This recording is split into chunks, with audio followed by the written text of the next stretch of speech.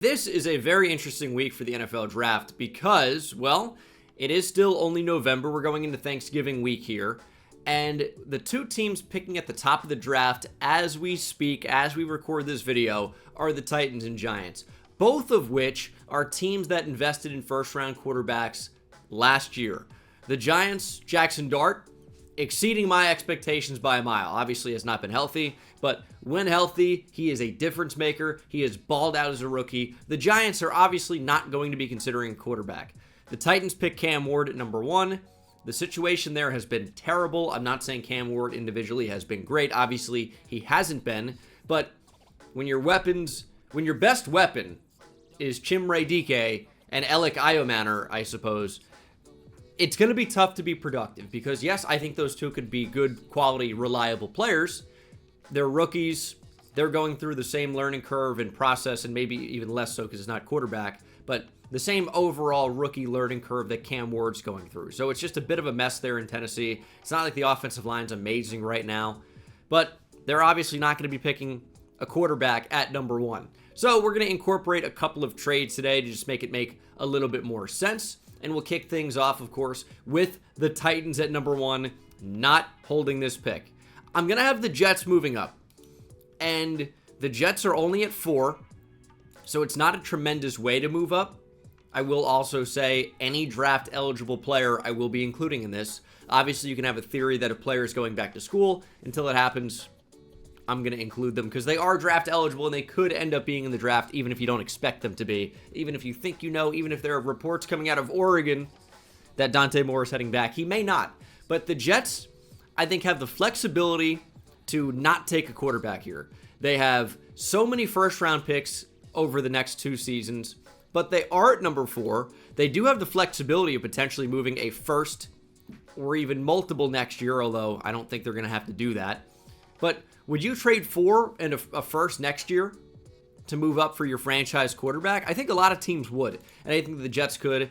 That may not be the actual full details of the trade, and I think the details of what each team is getting in the trade is not so important today, but I do think multiple first-round picks would be involved. If the Jets are moving from 4 to 1, I think the Titans would recoup multiple first-round picks. So in this case, 4 and a next year's first. But whether that would be the Jets first or one of the other first-round picks that the Jets have, either Dallas or Indianapolis, that remains to be seen. Either way, the Jets move up to 1, and I think it's going to be Dante Moore.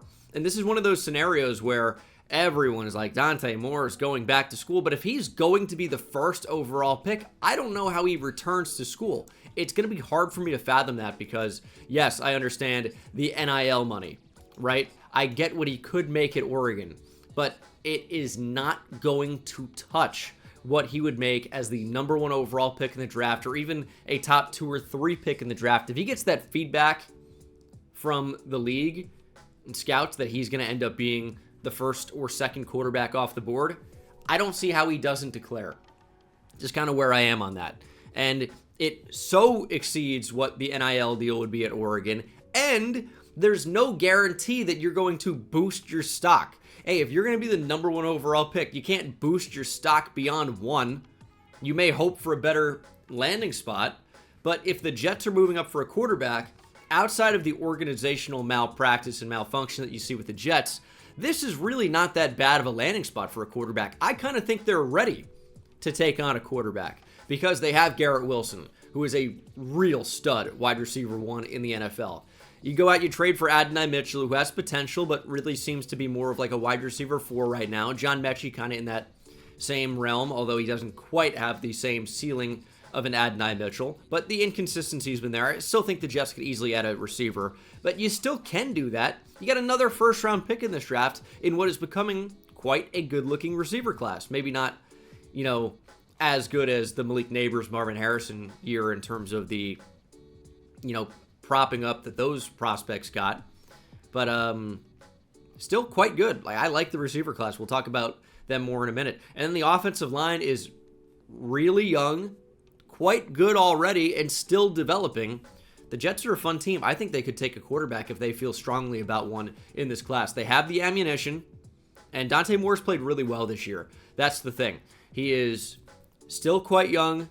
He's got some pretty good mobility, a really good arm. He's accurate. Dante Moore, I think, has the chops to be the first quarterback off the board.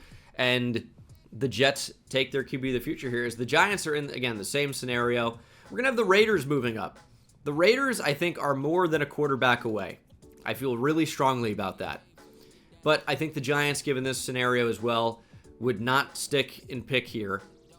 The Giants are a tough team. I just don't know what they're going to do in this draft. But I also don't think they're going to end up with the second pick. I think the Giants are somewhere around 5 or 6 in the end. But today they pick at 2, which means they get to trade back and get a future first from the Raiders moving up for their quarterback. The Raiders really, really need QB. Geno fell off a cliff, but their O-line is terrible. They no longer have really any receivers you can feel good about. And I like Trey Tucker. I think Dante Thornton could be a solid deep threat in the league, and maybe he takes the Alec Pierce path to success. We'll see. But for right now, the offense is a mess. Chip Kelly just got fired. Pete Carroll's going to be fired, you'd imagine, very soon. So Raiders move up and take their quarterback. Fernando Mendoza is a really, really good prospect, in my opinion. Now, he's not a super elite athlete. He doesn't have the strongest arm ever, but it's, I think, a plus arm. He is really accurate. He's not afraid to stand in the pocket and get smacked and still deliver the ball on time. He has made some mistakes in recent weeks, but he's been able to bounce back from those mistakes. So yeah, obviously you don't want to see the quarterback putting your team in a position where they have to battle through adversity, but sometimes mistakes happen, especially for young QBs. And the fact that he's been able to battle through those mistakes and still make game-winning plays for Indiana, I think that's going to stand out. I think that speaks to the type of player and person that he is. I think players, teammates absolutely love him. I think coaches maybe will even love him more. People think he's a little bit nerdy, a little bit quirky, a little bit corny. I think he's awesome. I think he's the type of player that teammates rally around. You hear it, you've heard it. Hopefully you've seen it if you're following college football. I know the Raiders have more needs than just quarterback, but they really need QB. So they're in a weird spot. They are in a weird spot. But they trade up for their QB of the future. And Fernando Mendoza heads to Las Vegas. Also a player I would not be concerned about in that city. And that maybe will factor in a little bit. I don't know. Saints at number 3 overall. We're going with the best player in the draft, in my opinion, and that is Arvell Reese. Reese is a linebacker, but he's really probably going to be an edge rusher. And I think the Saints actually could benefit from his versatility. He's really good off the ball, especially with being able to diagnose and attack downhill. His block shedding is as good as I've seen from a linebacker at the college level. His play strength is absolutely elite. And also, he happens to have a really incredible ability to rush off the edge and get after the QB. This is, again, in my opinion, the best player in the draft. He is as perfect as a linebacker prospect gets that I've seen. Now, is he super elite in coverage? That maybe is, the one place where he doesn't grade out incredibly well. But when you get a linebacker that has the head to play Mike, in my opinion, the athleticism to play every linebacker spot plus edge, and the strength to play the edge, and the flexibility and the bend to play the edge. I mean, this is an incredible prospect in my opinion. I think he's going to end up going top 5.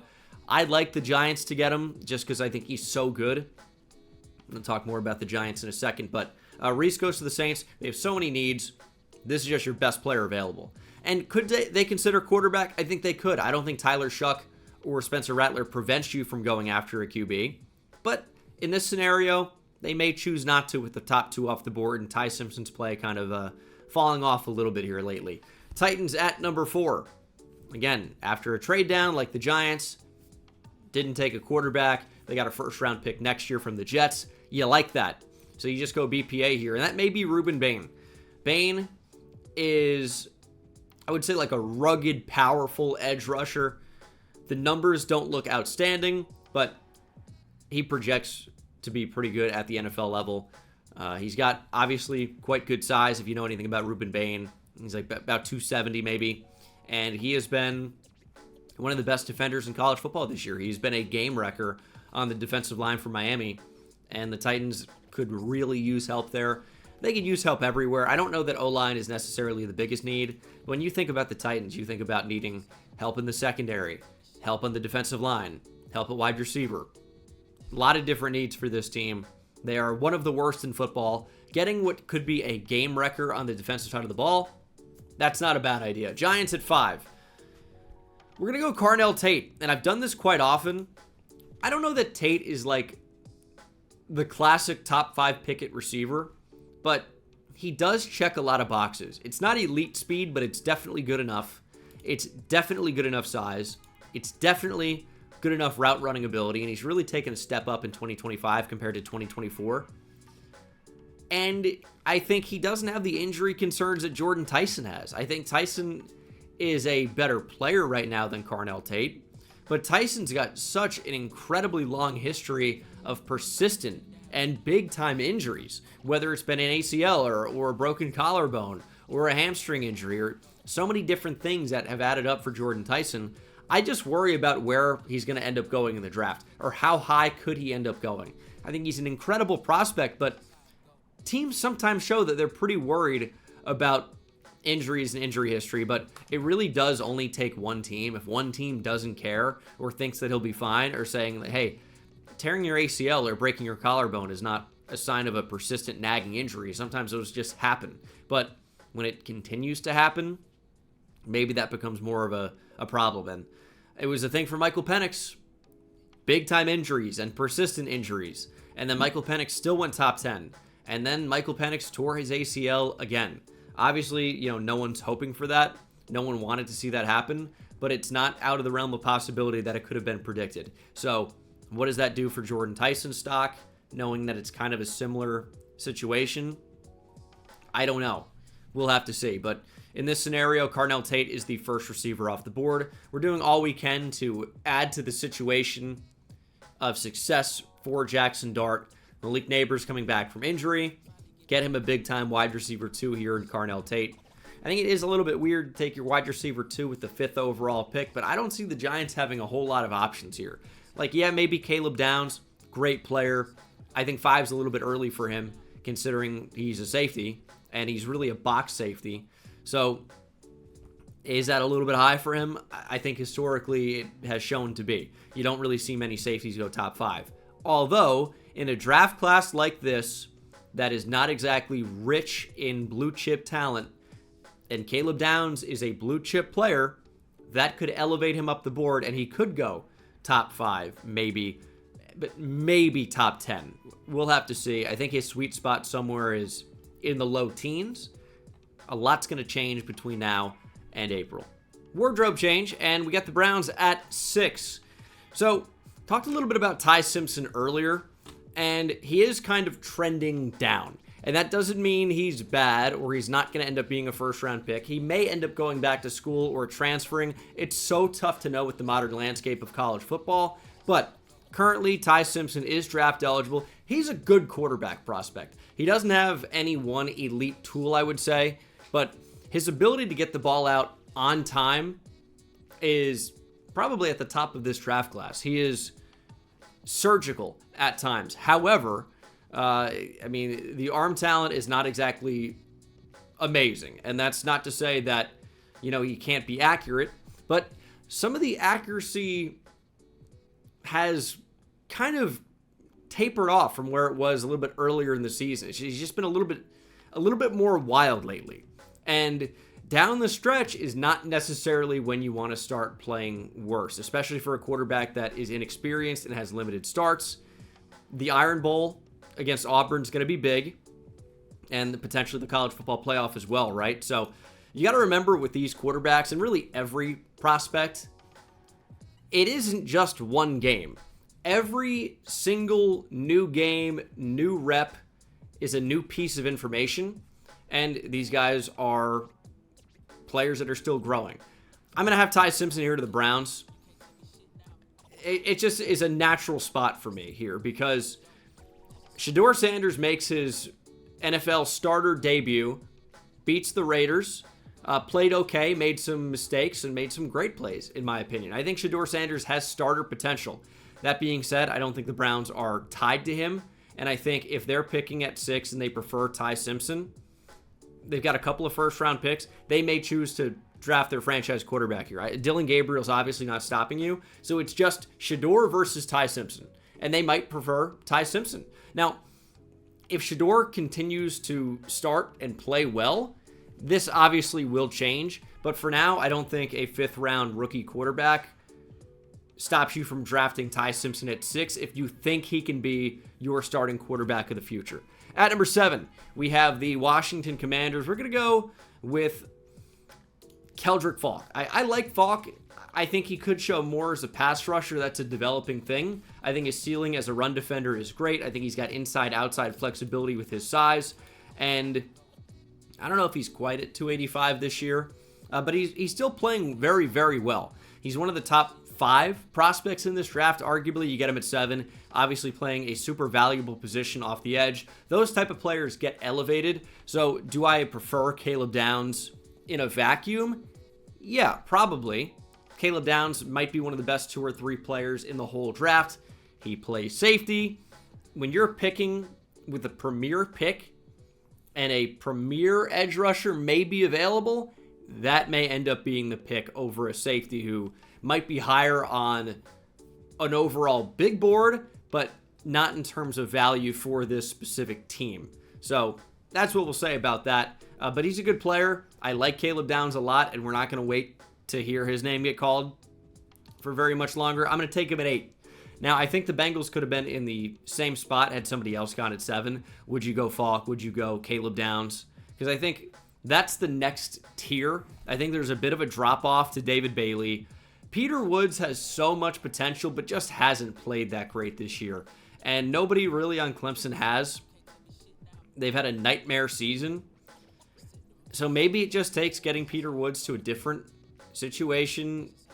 Maybe he could upgrade in the NFL, but the talent is overwhelming. I could see the Bengals doing it at 8, but for right now, I think his stock's going a little bit down just because the season just has not been that great for Woods, or really, anyone on Clemson for the most part. If there's one player that's playing a little bit better than last year, it's Blake Miller. But most Clemson prospects are down. Like Cade Klubnik, for sure, not where he had preseason hype. Obviously, I'm not super, super high on TJ Parker based off what he's put on tape in 2025. And Avion Terrell is good at corner, for sure.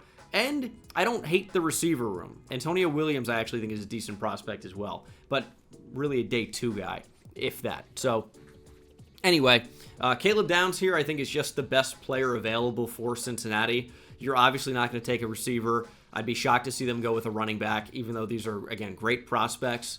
Jermod McCoy is a major wild card, and I think corner might be the one position on Cincinnati's defense where I kind of like what they have, and I want to see those guys develop.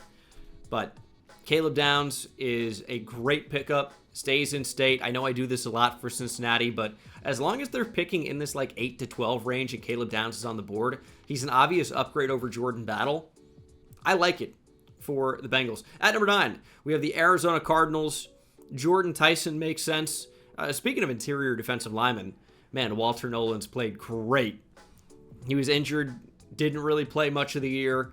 He made his first start, I think, against Dallas, and he has been a fun player to watch. And he was one of those guys, kind of like Peter Woods, where the guy's an incredible athlete, has prototypical 3-tech size, and has flashed in a major way. Peter Woods, as a freshman at Clemson, was a dominant player at times. And now Nolan, you're seeing what he's been able to do with the Cardinals. I know it's been a bad season for them, but he's been great individually. So maybe the same thing could be true of Peter Woods, but not going to go interior defensive line. We're going to try and protect whoever the quarterback ends up being, whether it's Jacoby Brissett, Kyler Murray, or other. We'll have to see. But they're tied to Murray financially, so it would take a heck of a situation for them to move on from him, at least in the near future. We're going to go Francis Maui-Noah. I think improving the offensive line, not a bad idea. Maui-Noah kind of profiles as a guard at the next level. I've said it. I think he's got a pretty good chance to stick at tackle. I know a lot of people love him as a guard, but with how valuable tackle is, if he can play tackle and stick at tackle, I think you try him there first and then see if he can hang. If not, try moving him inside. But he's a good offensive line prospect in general. I think he's had a good season. He's probably my favorite offensive lineman in this draft. Like, the Utah tackles were interesting, Infano and Lomu, but I would say Maui Noah is definitely my favorite offensive lineman in this class. I think he's had a great season from when I've watched him. At number 10, we have and receiver could be in play as well. Jordan Tyson may be tough to pass on, but we have the Dolphins at 10, and that will be my Jordan Tyson spot. I know this is going to seem like a bit of a fall, but again, with the injury history of Jordan Tyson, he may fall beyond this. Is he a top 10 player in this class? I believe so wholeheartedly. He's fantastic, in my opinion. On the field, he can play X. He has the speed to win downfield. He has the separation ability to win really at every level. He's got great hands. He can go up and make any catch in traffic. He can run after catch. Jordan Tyson is a great receiver prospect, in my opinion. But the injuries and the history of injuries really, and he's been really banged up this year as well, dealing with a hamstring injury, it may push him down the board.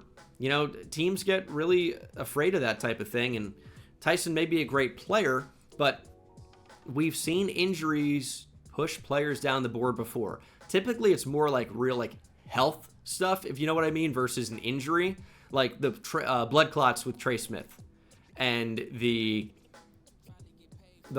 stuff going on with Jeremiah Owusu-Koramoah. I think it was heart related.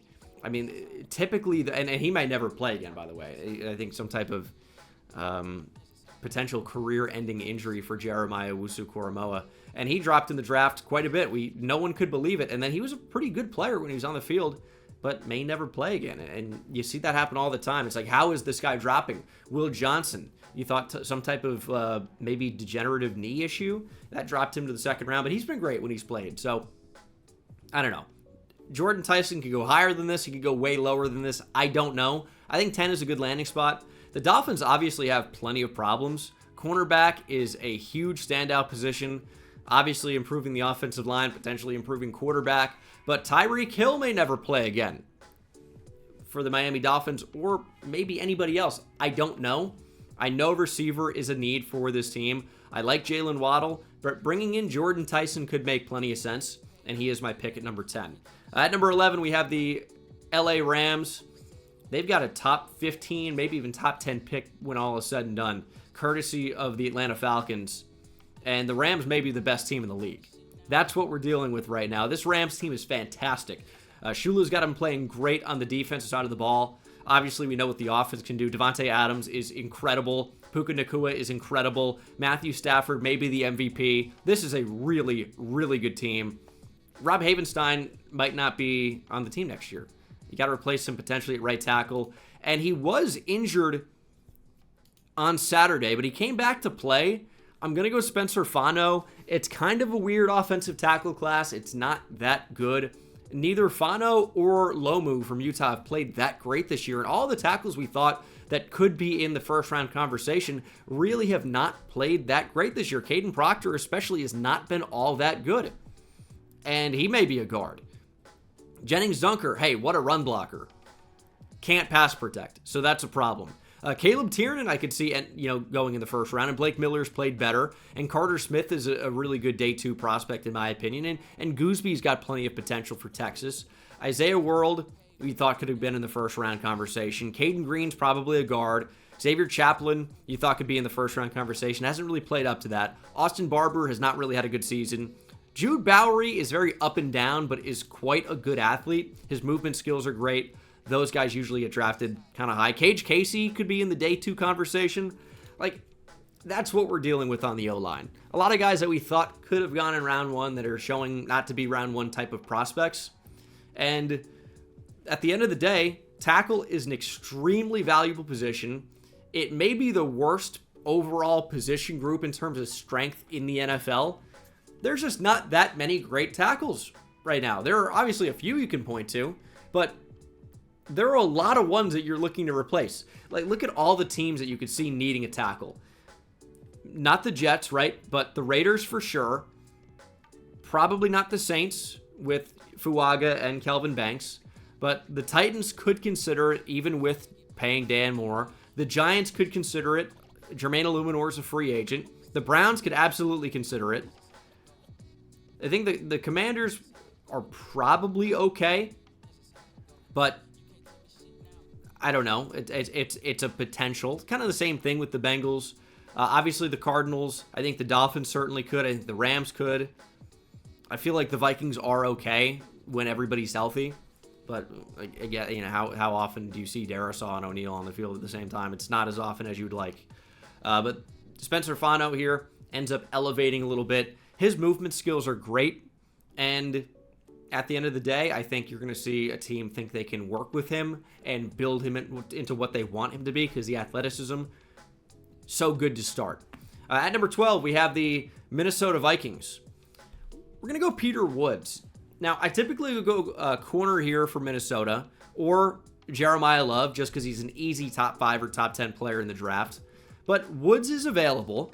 If you look at the interior defensive line for Minnesota, it's a lot of aging talent. Jonathan Allen, Javon Hargrave. Your nose tackle, I think you're in a decent spot there. But, again, with Hargrave and Allen,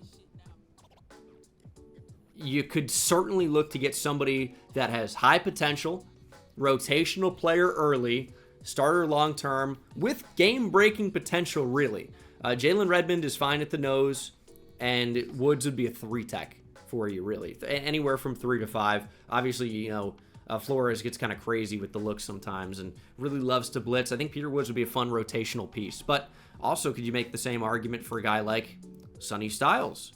Or Anthony Hill down the board feels like actually a very good fit in Brian Flores' defense. So we'll see what happens with that. But I don't know that Anthony Hill's going to end up going in the first round. Been a little bit banged up lately, and who knows what he can do in coverage. But I love the player. He's an awesome player for Texas, but not in the conversation at 12. Peter Woods, again, could be fantastic. Cowboys at 13. Going to go Sonny Styles here. I mean, he's one of the best linebackers in the draft. May end up being the best pure linebacker because Arvell Reese may just end up switching to being a full-time edge rusher. Styles is a beast. And you look at the Cowboys, they need linebacker badly. Sonny Styles has been fantastic. He's 6'5", close to 250, moves like a safety because he used to be a safety. His cover skills are great. His sideline-to-sideline ability is great. His ability to read, react, like the diagnose skills are actually quite good as well. He reads his keys. He fills lanes and fits the run well. He's a really good player, and the Cowboys could really use an upgrade at linebacker. Sonny Styles is probably a top 15 prospect in this draft, but plays linebacker. Maybe he drops a little bit. Maybe he ends up sneaking into the top 10, but I think 13 is a pretty good spot for him right now. As we get to the Panthers at 14, gonna go David Bailey. Just think you need to improve that pass rush. Bailey is a really, really good pass rusher. Now, what can he do against the run? That's going to be his big question, right? He's a little bit undersized, but his ability to get after the QB is absolutely elite. The Texas Tech defensive line is really awesome with Romello Height. And if you look at the interior defensive line, you have Skylar Gill-Howard, might be a top 50 player in this draft. It is a pretty good group, but Bailey is certainly the best one. Obviously at linebacker as well. Everybody hypes up Jacob Rodriguez. He's probably like a 3rd or 4th round player, but is fun for that defense, and that's great. At the college level, that'll work. But Bailey is really a game-breaking type of pass rusher. He's really, really good at getting to the QB, and that's what a lot of these guys get paid big money to do. So Panthers need to improve that pass rush. David Bailey's going to help you do that. Chiefs at 15. It's just got to be Jeremiah Love. I mean, this is a good team, in my opinion, that hasn't played their best football in 2025. I still feel like if the Chiefs can get to the playoffs, they've got a good as chance as anybody to win the Super Bowl, but they haven't been great. I think part of that has been they're limited in the run game. It's like you're giving carries to Kareem Hunt in 2025, and Isaiah Pacheco, when healthy, has not been the guy that he was during a lot of their playoff success.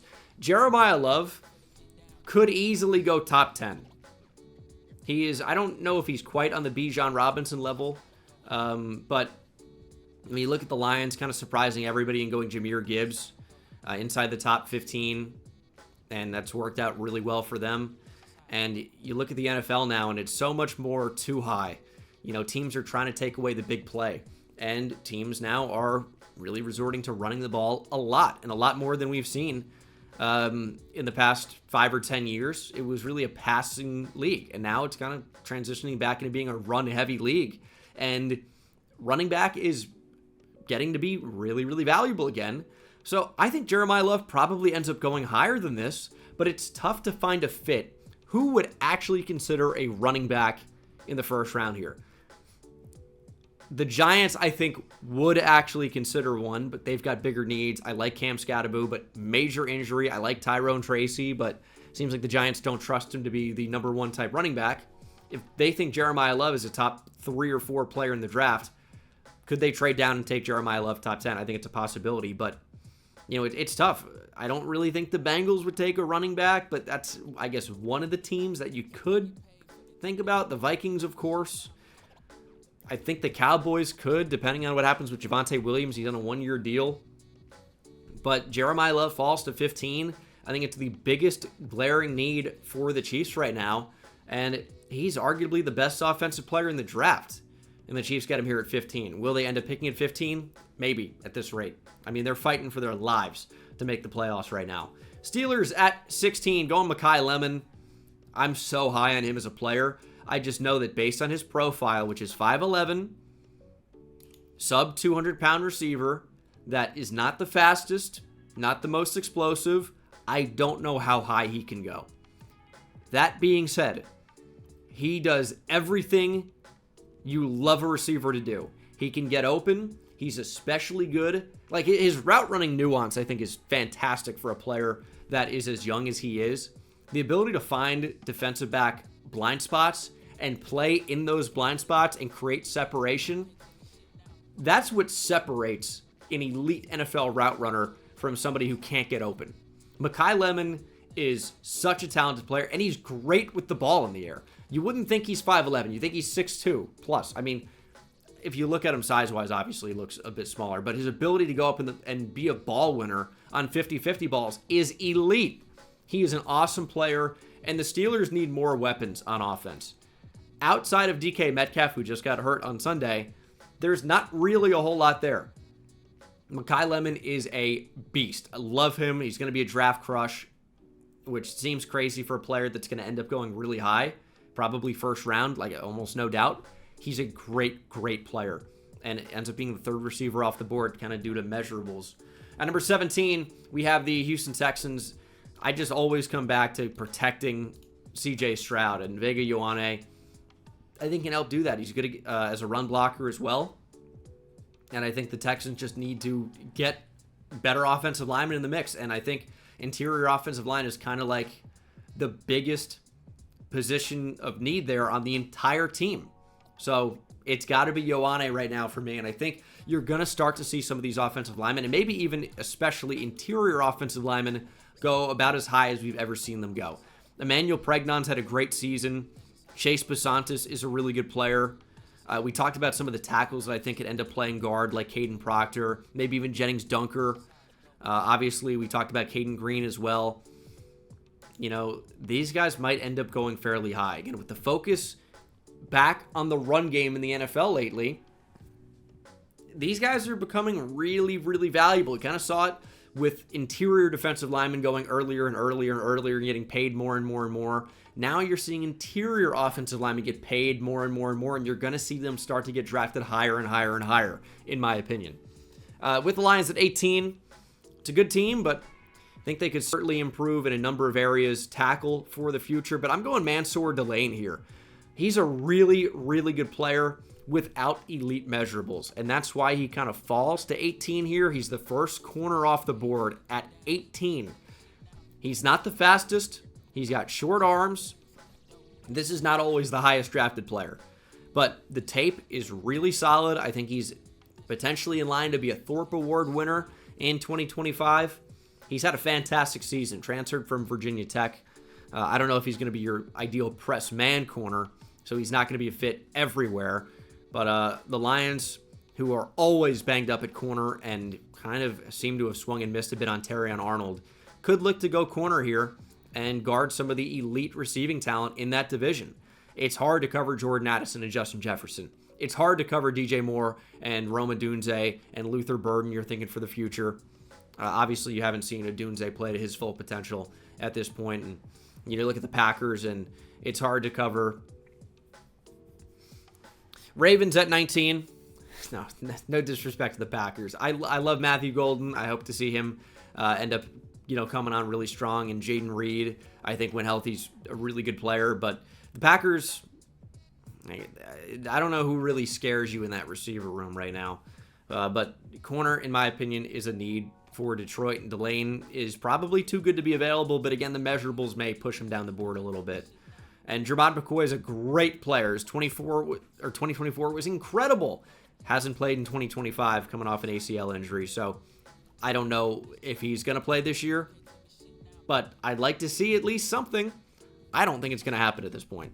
And then we'll see if he declares. But that's going to be an interesting offseason. He's going to be one of the highest debated names, or one of the most debated names in the 2026 NFL draft. Ravens at 19.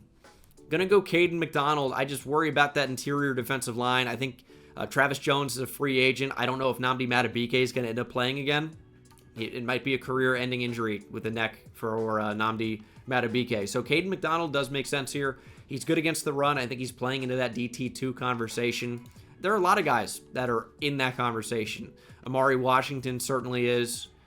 And you have some guys who have potential. Like Bear Alexander is a former, really highly touted prospect that kind of been all over Georgia, USC, Oregon. And we've seen flashes, but can he put it all together? Christian Miller's a good player. And Caleb Banks, when healthy, is awesome. He just played his first game in 2025, so I don't really know what to think about him just yet. But he was awesome in 2024. So if he comes on and has a really great end of the season for Florida, maybe dominates next week, who knows? But Caden McDonald is a picker at 19. Again, for the same reason we talked about interior offensive linemen going higher than maybe expected, interior defensive linemen as well. Bucks at 20, locking a linebacker for me every single time here. And I'm going CJ Allen, who I think is another really, really good linebacker prospect. And what is a pretty good linebacker class? There's a lot of guys to be excited about. And one that's not even listed here is Josiah Trotter, brother of Jeremiah Trotter Jr. and Jeremiah Trotter. He's not even in here, and he might be a top 50 player in the draft and one of the top 5 linebackers. He could be a first-round player. Again, linebacker, because of the running game, that's going to get more valued, I think, than we've seen in years past. That's my anticipation, at least. And, the Bucks off-ball linebackers are so bad. No disrespect, but that's a pretty disrespectful thing to say. And Levante David is so old, you got to get somebody new in there, and CJ Allen is a dog. Got hurt in the Texas game, but he's got the athleticism. He can definitely come down and hit. He's a first-round type player, in my opinion. Bills at 21. Receiver's a mess right now. I don't know what the deal is with Keon Coleman. I know he can't separate, which was a fear at Florida State. And I don't know what to do with these type of prospects, speaking of Keon Coleman, because in college, these guys can go up and get it and be ball winners, and it's just tougher to do that in the NFL. If you can't separate, you often just can't be good. And these big-bodied, can't get open receivers that just go up and get it in college, I've seen this fail so often in the league, but sometimes it works. That's why that's the toughest position for me to predict. And that's why I'm like, what is Jacoby Lane in a way? Because he's not really, he can definitely go up and jump, but his speed is so poor. I don't know what to do with Jacoby Lane as a prospect. I could see him being great because we've seen that archetype be great, but we've also seen it be so awful. It's weird. KC Concepcion is a field stretcher. He can run after catch. Obviously, if you've seen Texas A&M, you know he can return punts. He was great at NC State, transferred to be an Aggie, and he's been a big reason why Texas A&M has been so good this year. He's a great player, and I think a first-round caliber player. And to the Bills, it's like, how do you have Josh Allen, who's one of the most freak alien quarterbacks ever, that his whole thing is he can extend plays and launch it downfield? How do you not have one receiver on the roster that can play to that ability, that can get open down the field, that when the play breaks down can get open with his athleticism? That's Casey Concepcion. I think he'd be a great fit in Buffalo and would really open this offense up. Jacksonville at 22, traded to the Browns in the Travis Hunter deal. It's been a receiver for me like every time, and it's going to continue to be. And I really like Chris Bell as a player. He's a big body, 6'2", 220, like hybrid running back almost. He's so good with the ball in his hands. But he can also get open. He can also win down the field. I think he's a first-round player. And you look at the Cleveland receiving room, and it's so poor. I think Isaiah Bond might end up being their best receiver in a year. And I don't know if that's good or bad. But Chris Bell, I think, could certainly help out that receiving core a lot. I think that if you're going to take a receiver, or if you're going to take a quarterback at 6, getting a receiver to help him out with your, pick later in the first round, not a bad idea. Tackle, of course, as well. But I just don't know, unless you're taking Caleb Lomu or maybe Caden Proctor, I might prefer a receiver at this pick and then take your chances on day 2 with one of these tackles. Because would I rather have Caden Proctor in round 1 or like Caleb Tiernan in round 2? I don't know that the difference is that extreme. I think Proctor maybe has more potential just because he's a freak in terms of his size. But in terms of how I feel about those guys as prospects, it's not tremendously different. And I guess you could say that about receiver a little bit as well. But I think Bell's near that top tier of receiver in this draft. 49ers is 23. I think this could be a receiver team as well. But I'm going to go tackle here. We're going to go Caleb Lomu. I think the 49ers could really use a tackle. Trent Williams is not getting any younger. Right tackle has been a need for some time now. Caleb Lomu plays left tackle at Utah, but maybe decide to kick him over. But this might be your Trent Williams replacement. We've been talking about this for a long time, and the 49ers really haven't done much to make it happen. But Caleb Lomu could be a decent option here at 23. At 24, Cowboys back on the clock. This is where the Jermod McCoy fall comes to an end. And again, with the injury, I don't know what to do with him, but he was dominant. He was an elite corner in 2024, and this could be a steal for Dallas that I think could certainly consider drafting a corner. I think Savone Revel is going to be great. Deron Bland, you are committed to financially for a long time. I don't know that Trayvon Diggs will be on the team next year. I really don't. He might be a cap casualty. It's a possibility. So if you can stop the fall of Jermod McCoy, who may end up being a top 5 or 10 player in this class, because that's what he looked like in 2024, I think you pull the trigger at 24, you take the chance, and we get to the Chargers at 25. I will go Caden Proctor here, and this is, pay attention. If you are a Chargers fan, and you're muting the video, if you're skipping through, pay attention. He's not a tackle for you. This is not a tackle, because I'm going to hear about it.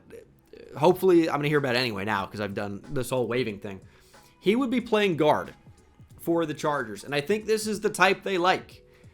Big-bodied, potential mauler in the run game. He hasn't really shown the ability to anchor like someone that's 370 pounds, but he's a really good athlete, and there's potential here. If you want to go ground and pound, if you want to move into maybe a more natural inside position, this could end up being a great pick. I know the Chargers want to run the football. You have Justin Herbert. You got to protect him too. Caden Proctor just might not be able to play tackle. So you've got your tackles, obviously, of the future when healthy, Joe Alt and Rashawn Slater, but Caden Proctor at guard could be a really good fit. He would be a guard in this scenario. Bears at 26. Going to go Cassius Howell. He's a little bit undersized, like really short arms, but is a dominant pass rusher. I mean, I'm sure I'm about to learn Cassius Howell in the Texas game in the Lone Star Showdown. Not excited for that. Howell is a dominant player. I had him in the first round of my way too early 2026 mock draft, and I'm going to have him in the first round for a lot of my mock drafts.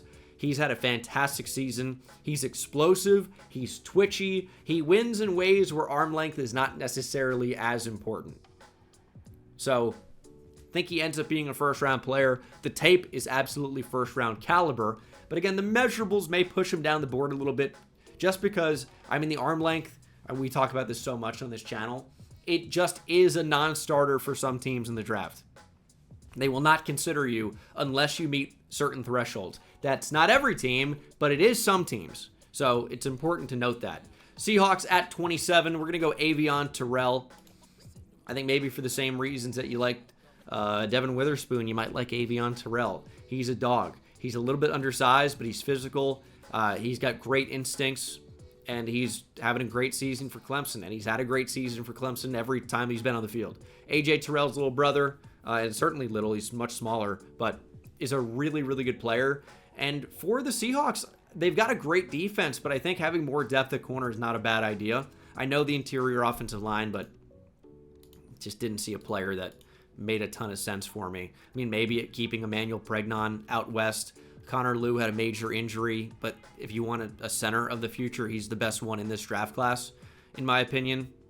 I mean, there are some other guys that I think could get pushed up the board. Logan Jones could go, somewhere in the top 50, top 100 maybe. But we're not going to go interior offensive line with this pick. Chase Basantis may be in play as well. But Terrell, add more depth. And really, your strength is your defense. I get that.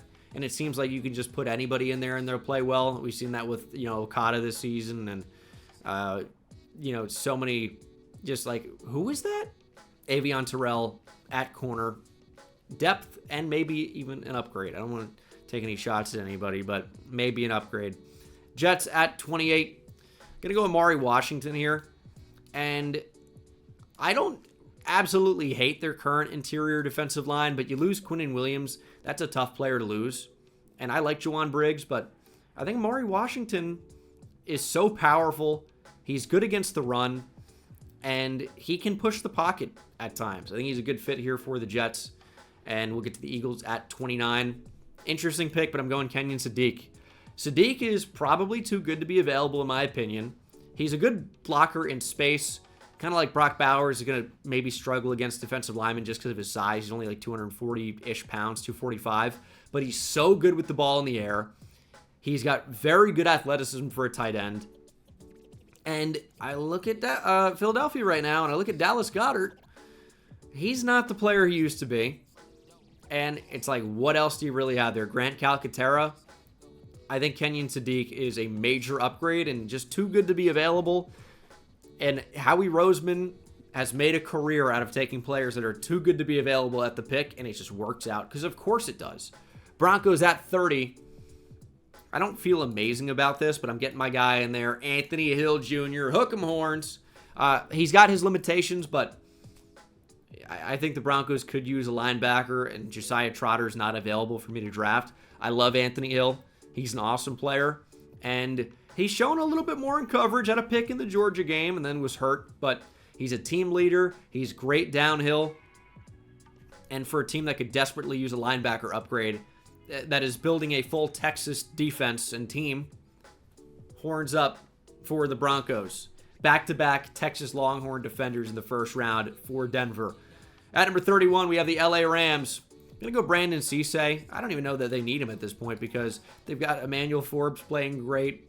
I mean, there's something about Chris Shula there where that defense is just unbelievable. It doesn't matter who you have in there, but he might be a head coach next year. I don't know. Cisse's got great athleticism, and the Rams could use more depth and talent at corner. And the last pick of the first round is the Patriots at 32. Going to go TJ Parker. He could still end up going in the first round. He hasn't had a great season for Clemson, and there's some other edge rushers I may prefer over him, but he's still a player that could end up going in round 1, and we're going to have him going in round 1. TJ Parker, he's got good size. He's, 260 pounds. He's going to hold up decently against the run, and he's got pass rush potential. We're just looking to see more of it on a consistent basis. That is the 2026 NFL Mock Draft with trades for today, and I'll see you guys in the next one. Take it easy.